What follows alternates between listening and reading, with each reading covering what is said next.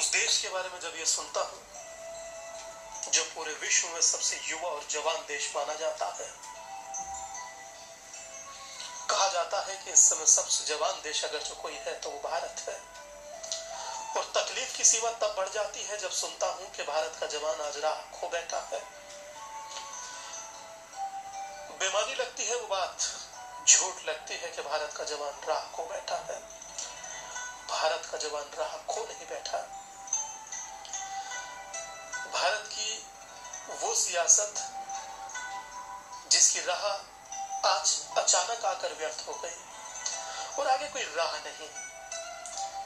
एक रास्ते पर हम जाते हैं और फिर वो रास्ता खत्म हो जाता है, गड्ढा आ जाता है। आज तक जिसे हमने रास्ता समझा वह अचानक समाप्त हो गया और आगे कोई रास्ता नहीं है। और रास्ता ना हो तो खोने के सिवाय मार्ग क्या रह जाएगा। भारत का जवान नहीं खो गया। भारत ने अब तक जो रास्ता निर्मित किया था, इस सदी में आकर हमें पता चला कि वह रास्ता है ही नहीं। इसलिए हम बेराह खड़े हो गए हैं। रास्ता तो तब खो जाता है जब रास्ता हो और कोई रास्ते से भटक जाए। जब रास्ता ही नहीं बचा हो तो किसी के भटकने की क्या उम्मीद हो सकती है और किसी के भटकने का किसको जिम्मेवार ठहराया जा सकता है। जवान को रास्ते पर नहीं लाना है, रास्ता बनाना है। रास्ता नहीं है आज, और रास्ता बन जाए तो जवान सदा से रास्ते पर आने के लिए आतुर है, व्याकुल है, ललायित है, हमेशा से तैयार है, क्योंकि वो जीना चाहता है। हिंदुस्तान का सर गर्व से ऊंचा करना चाहता है, उसको पुनः विश्व गुरु बनाना चाहता है, पूरे विश्व के साथ कंधे से कंधा मिलाकर चलना चाहता है। वो भटक कर जीत थोड़े ही सकेगा। वो सियासत रास्ते से भटके हुए हैं।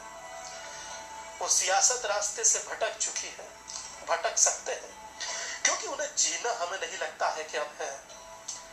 और सब रास्ते भटकते हुए भी कब्र तक पहुंचा ही देते हैं। तकलीफ होती है जब यह सुनता हूं कि भारत का युवा राह खो बैठा है। मुझे याद आती है यूनान के उस फकीर की। यूनान में एक बहुत बड़ा ज्योतिषी था। एक रात गड्ढे में गिर गया, चिल्लाया और बड़ी मुश्किल से पास की किसी किसान औरत ने उसे बाहर निकाला। और जब निकला तब उस ज्योतिषी ने कहा कि मां, तुझे बहुत धन्यवाद। मैं एक बहुत बड़ा ज्योतिषी हूं, तारों के संबंध में मुझसे ज्यादा कोई नहीं जानता। अगर तुझे तारों के संबंध में कुछ जानना हो तो बिना फीस तुझे बताऊंगा, तू चली आना। मेरी फीस बहुत ज्यादा है, मेरा शुल्क बहुत है। उस महिला ने कहा कि बेटे तुम निश्चिंत रहो, मैं कभी नहीं आऊंगी। सोचकर आश्चर्य होगा, उस औरत ने कहा कि जिसे अभी जमीन के गड्ढे दिखाई नहीं पड़ते उसे आकाश के तारों का ज्ञान होगा। कैसे भरोसा करूं? जिसे अभी जमीन के गड्ढे नहीं दिखते उसे आकाश के तारे दिखते होंगे, कैसे विश्वास करूं? औरत ने ठीक कहा। और वह ज्योतिषी गिरा इसलिए कि वह रात में आकाश के तारों का अध्ययन करता हुआ चला जा रहा था।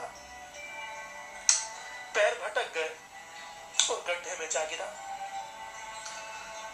भारत कई वर्षों से गड्ढे में पड़ा है। आकाश की तरफ आंख उठाने के कारण नहीं। मैं ये नहीं कहता हूं कि किसी क्षणों में आकाश की तरफ न देखा जाए, लेकिन आकाश की तरफ देखने में समर्थ वही है जो जमीन पर रास्ता बना ले और विश्राम कर सके। वह आकाश की तरफ देख सकता है और देखना चाहिए, लेकिन हम जमीन को भूलकर अगर आकाश की तरफ देखेंगे तो गहरी खाई में गिरने के सिवा दूसरा कोई मार्ग नहीं।